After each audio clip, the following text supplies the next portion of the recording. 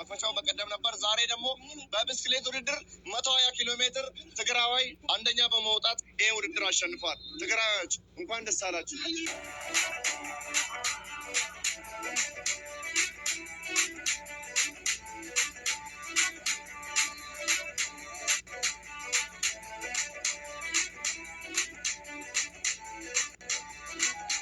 የመላው ኢትዮጵያ ስድስተኛ ዙር ውድድር እንግዲህ በጅማ የተካሄደ ነው። ዛሬ ትግራውያን ታሪክ ሰርተዋል።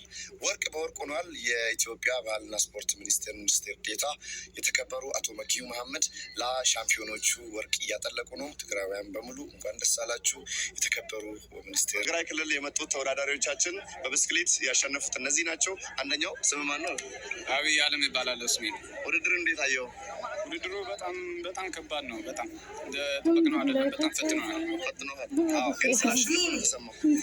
በጣም ደስ ነው ያለኝ እና ሰዓት እና ወርቅ ይዤ ሲሄድ በጣም ደስ ያለኝ። ስለዚህ በመላው ዓለም ያሉ የአንተ ቋንቋ ተናጋሪዎች ትግራውያን ይህም ቪዲዮ ስለሚያዩ በትግርኛ ደግሞ የሆነ ነገር በላቸው።